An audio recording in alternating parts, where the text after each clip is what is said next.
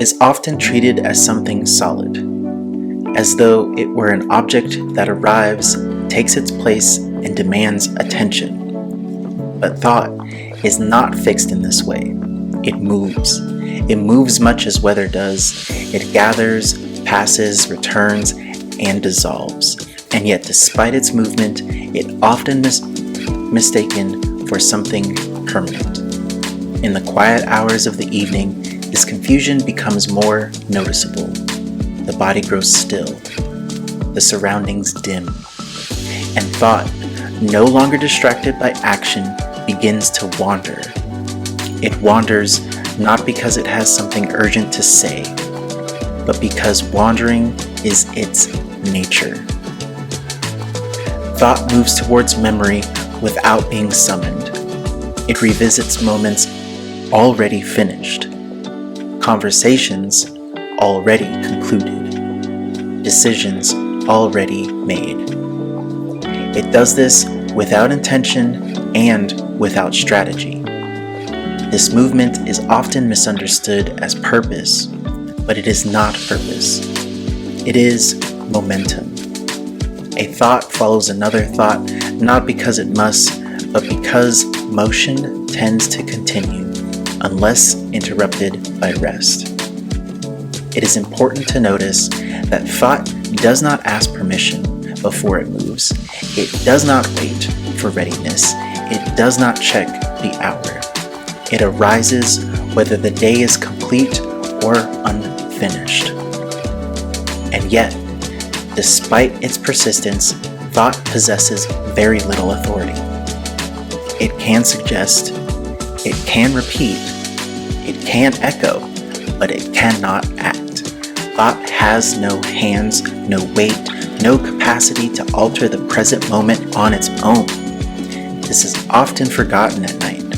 In the absence of external demands, the mind begins to treat thought as instruction, as warning, as obligation.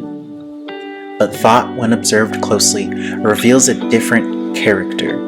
It appears, it lingers briefly, and it passes. Even the most persistent thoughts are not continuous. They pause, they fade, they are replaced. What gives the illusion of constancy is not thought itself, but attention. When attention rests on a thought, it seems to stay. When attention moves elsewhere, the thought follows or disappears entirely. This is not control. It is gravity. Thought moves toward attention the way sound moves towards silence. It is worth noting that the mind does not produce one thought at a time. Many arise simultaneously. Most go unnoticed. The mind selects a small number to illuminate, and the rest pass quietly, unrecorded.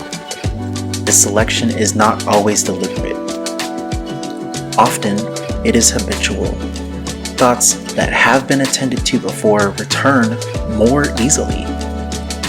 Not because they are important, but because familiarity shortens the distance. This is why certain thoughts appear nightly, not because the night requires them, but because the habit is established. The mind remembers where it has been allowed to wander, and yet even habitual thoughts are not permanent residents. They rely entirely on renewed attention to persist. When attention softens, thought thins.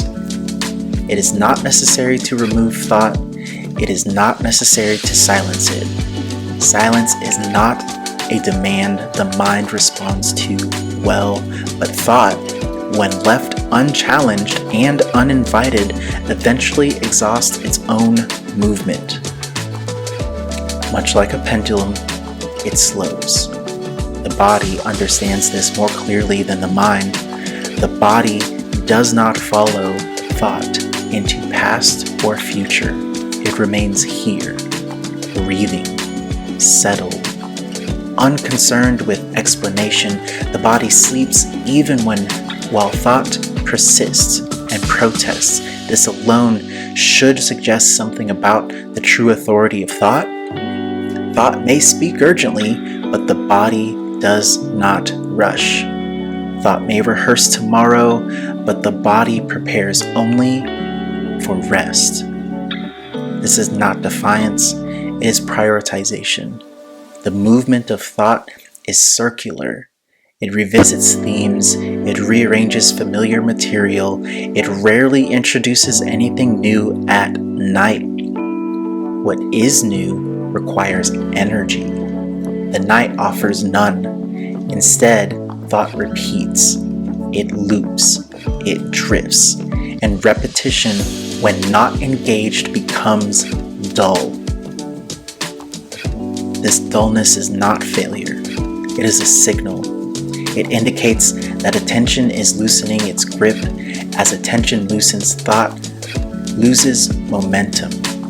As momentum slows, gaps appear. In these gaps, nothing needs to happen. No insight is required.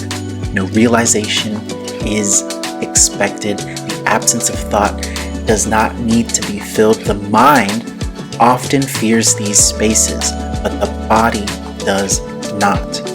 The body has spent the entire day responding to structure, to sequence, to effort. At night, it returns to rhythm. Thought, however, resists rhythm. It prefers novelty, it prefers tension, but rhythm always wins in the end. The movement of thought cannot outpace fatigue. Eventually, thought begins to fragment. Sentences trail off, images blur. This is not loss of control, it is the natural conclusion of motion. Nothing needs to be decided in this state. Nothing needs to be resolved. Thoughts that arrive now are unfinished by nature. They do not expect completion. They expect to pass. Even worries, when examined closely, lose their edges in the absence of action. Without daylight, worry cannot organize itself. It cannot plan. It cannot execute. It can only repeat, and repetition without engagement becomes background noise. The mind was not designed to remain alert without stimulus indefinitely. It winds down. It always has. The movement of thought slows not because it's instructed to, but because the conditions that sustain it are gone. This process does not require observation. Observation simply makes it visible. Thought moves, thought fades, another follows, and that too fades. Nothing is being lost. Nothing is being missed. The day has already concluded, whether thought agrees or not. And thought, like all movement, eventually gives way to stillness. Not because it's forced, but because stillness is where movement ends.